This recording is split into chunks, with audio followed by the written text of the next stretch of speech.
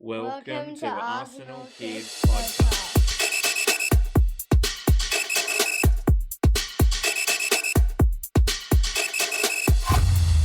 Hello and welcome to Arsenal Kids Podcast.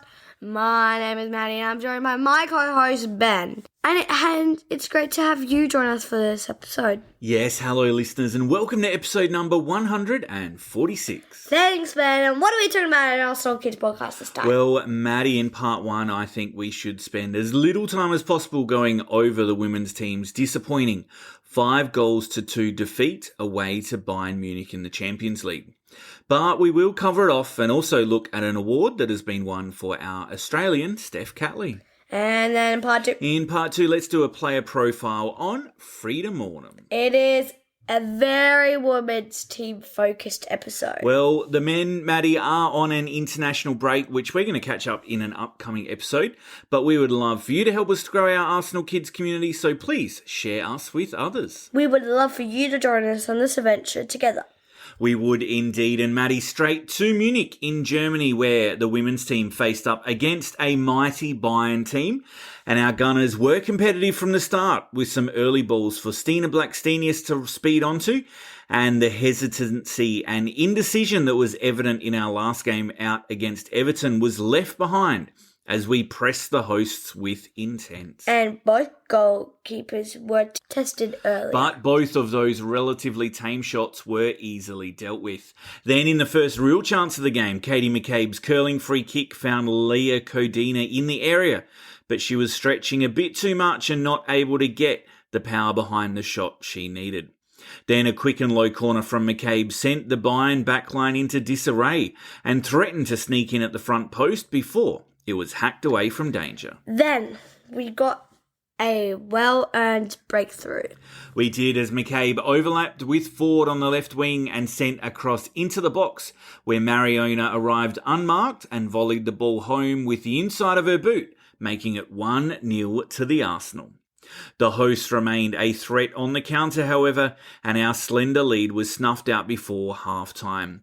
A deep cross to the back post was met with the Bayern captain's head, and the scoreline was level. So the teams went into the break level at 1 goal each. After the break, it was obvious that Bayern had the momentum and they looked to impose it straight away. And in the 56th minute, they countered rapidly after jumping on a loose pass, and it made its way to Sydney Lohman, who made no mistake blasting the ball in at the near post to give Bayern the lead.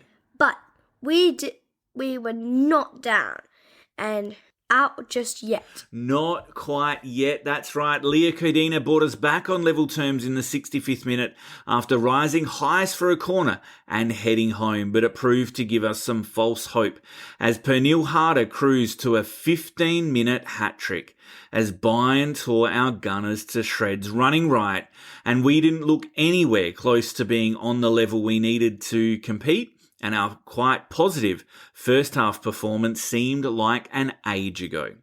So the match, it finished 5-2, and after a disappointing result against Everton and this beating from Bayern, there's going to be some questions asked of head coach Jonas Eidevall and his tactics and leadership, which seem to fail yet again.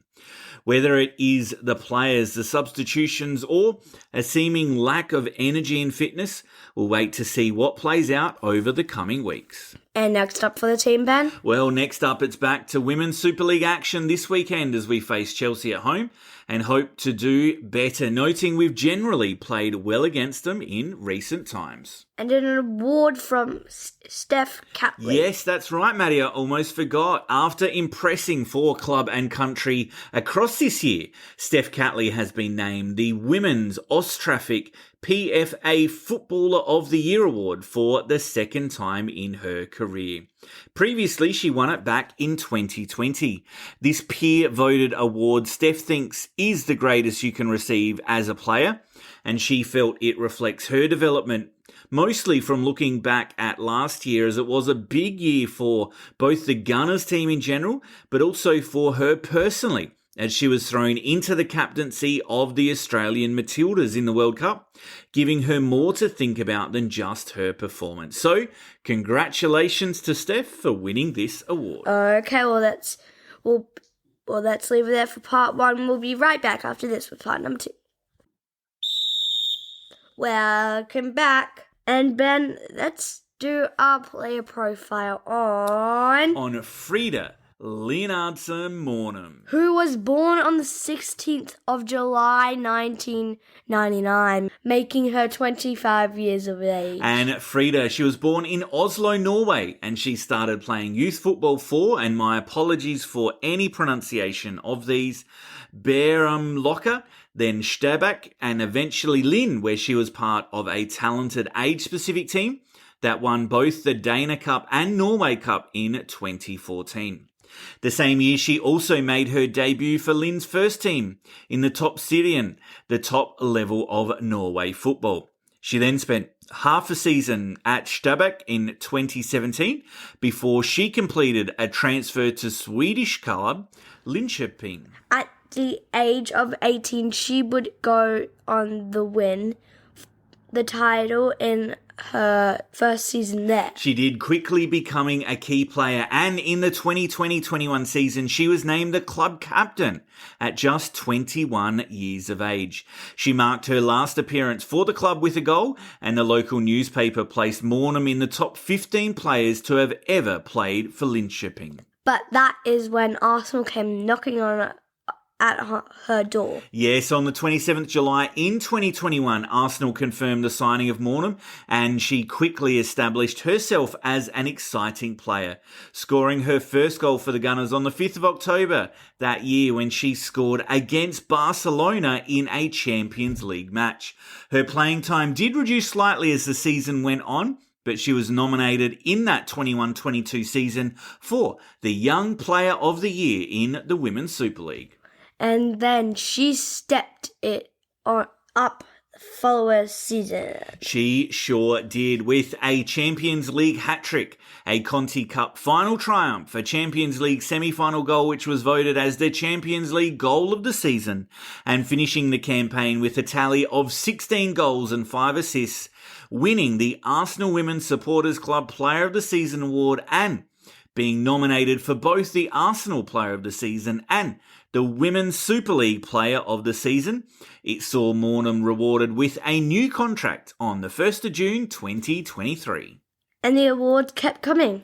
Yes, in December of 2023, she won the Football Supporters Association Player of the Year award. But earlier this year, we all were very worried about her. Yes, you're right, Madi. As in the FA Women's League Cup final, which Arsenal went on to win for the second year in a row, Maanum collapsed off the ball and was given oxygen and stretchered off after being down for around 9 minutes. No obvious cardiac causes were found, and she has since returned to full playing this season, where she started well with 2 goals to her name already. And what about on Norway, Ben? Has she played for her nation's team? Absolutely she has. Since the age of 17, she's been in the senior Norwegian national team, making her debut on the 11th July 2017 against France at the 2017 Euros. She was also included in Norway's 2019 World Cup, 2022 Euros and 23 World Cup squads, making 78 appearances in total for her nation, scoring 15 goals along the way. And so far for Arsenal, she has made 116 appearances and scored 31 goals. And we look forward to seeing what she can continue to do as we've returned to the Champions League this season and as we look to press both Chelsea and Man City for the Super League title. And how would you describe her as a player, Ben? Maddie, I think Frida is highly skilled and celebrated for her technical proficiency and her versatility in midfield.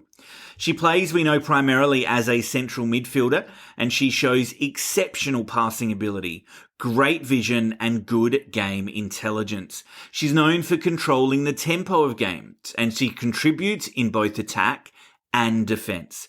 Her strong work ethic, her tactical awareness and her leadership qualities make her a standout player, and that has seen her influence matches through her creativity and her ball handling prowess. And do we have any interesting facts? To be honest, Maddie, I actually don't. She is an exceptionally private person and she doesn't share much outside of her career. And I guess that actually says a lot about her as a person, that she wants us to focus on her football and not on anything else. Okay, well, that's wrap it up for this episode. Thanks again for joining us on Arsenal Kids Podcast. Before we sign off, we want to express our gratitude for your continued support. If you haven't already, follow, like, and subscribe so you don't miss us in the future. Remember, your love for the beautiful game is what fuels our passion. And we would love for you to spread the word about Arsenal Kids Podcast. Yes, please share our podcast with other Arsenal kids you know and help us to grow this amazing community together. We hope to join you back on the pitch again soon. Keep the spirit of the game alive, and until next time. Goodbye. Goodbye.